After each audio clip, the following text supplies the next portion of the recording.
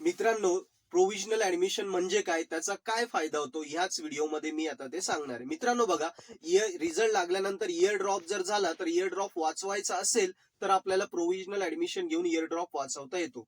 Provisional म्हणजे मराठीत अर्थ होतो तात्पुरता ऍडमिशन. म्हणजे काय, आपण डिटेलमध्ये बघून त्याचे काय फायदे आहेत बघा.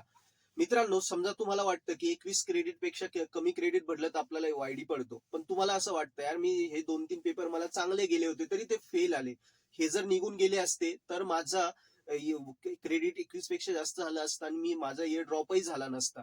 पण मग आता ऑप्शन काय, मला रिव्हॅल्युएशनला टाकावं लागेल. रिव्हॅल्युएशनचा रिझल्ट येईल 2 महिन्याने आणि मग जेव्हा माझं क्रेडिट भरेल तेव्हा मी जेव्हा कॉलेजमध्ये जाईल, ऍडमिशन घेईल जाईल, तेव्हा कॉलेजची ऍडमिशन प्रोसेस संपून गेली असते.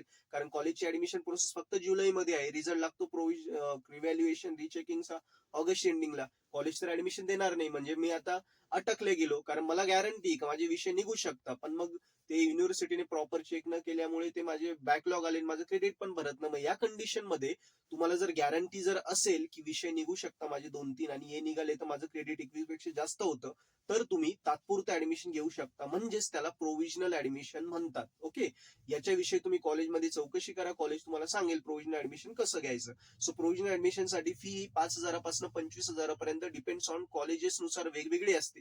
त्याला काय असं विशिष्ट नियम नाही की एवढीच फी घ्या. सो तुमच्या कॉलेजमध्ये काय फी असेल ती तुम्ही भरू शकता. ओके, सो एक ठराविक फी असते, ती फीज भरून प्रोव्हिजनल ऍडमिशन घेऊन घ्यायचं. प्रोव्हिजनल ऍडमिशन घेतल्यानंतर तुम्हाला नेक्स्ट इयरला प्रवेश भेटतो. रेग्युलरच्या मुलांसोबत तुम्ही वायडीचे मुलं पण, प्रोव्हिजनल ऍडमिशन असलेले मुलं पण रेग्युलर लेक्चर वगैरे सगळे करतात. आणि जेव्हा 2 महिन्यांनी तुमचा रिव्हॅल्युएशनचा रिझल्ट लागेल तेव्हा जर तुमचे खरंच विषय निघून क्रेडिट 21च्या वरती गेले तर तुम्ही रिमेनिंग फीज भरून, त्या वर्षाची रिमेनिंग फीज भरून ते इयर कंटिन्यू करायचं. रेग्युलरच्या मुलांसोबत तुम्ही रेग्युलर तुमचं ऍडमिशन होऊन जातं. आणि जर तुम्हाला रिव्हॅल्युएशन मध्ये पण पेपर नाही निघाले, तुमचे बॅकलॉग राहून गेले आणि क्रेडिट 21 पेक्षा कमीच राहिलं, तर ती फी तुमची परत भेटत नाही. क्वचित काही कॉलेजेस नेक्स्ट इयर मध्ये ट्रान्सफर करतात, ते पण कॉलेजेसवर डिपेंडंट आहे.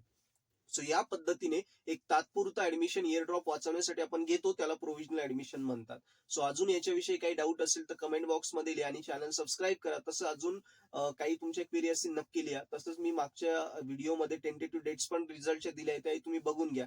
ठीक आहे मित्रांनो, जास्तीत जास्त मित्रांपर्यंत हा व्हिडिओ शेअर करा, कारण खूप महत्वाचं आहे. मुलांना प्रोव्हिजनल ऍडमिशन विषयी माहिती नाहीये. अजून एक पद्धत असते इयर ड्रॉप वाचवण्याची, त्याला म्हणतात बेस्ट ऑफ परफॉर्मन्स. ते पण मी तुम्हाला पुढच्या एका व्हिडिओमध्ये सांगेलच. तुम्हाला जर रिक्वायरमेंट असेल बेस्ट ऑफ परफॉर्मन्स म्हणजे काय तर मला सांगा. यस, ते ग्रेस आणि क्रेडिटची एक व्हिडिओ टाकली होती मी, ग्रेस आणि कोंडो कसा भेटतो, ती पण मागची व्हिडिओ बघा. त्यात पण मी भारी आयडिया दिल्या होत्या की आपला विषय कसे आपण काढू शकतो. सो मला खात्री आहे तुम्हाला आता हे प्रोव्हिजनल ऍडमिशन विषयी सगळं कळालं असेल. येस, फक्त तेच सांगेल, प्रोव्हिजनल ऍडमिशन त्यानेच घ्या की ज्याला वाटतंय खरोखर विषय निघेल. कारण याच्यात काय होतं, आपला वेळही जातो आणि नाही निघाले तर वेळही जातो आणि पैसाही जातो. सो जे आपल्याला योग्य असेल, विषय निघत असतील खरोखर, तरच प्रोव्हिजनल ऍडमिशन घ्या. ठीक आहे, सो थँक्यू.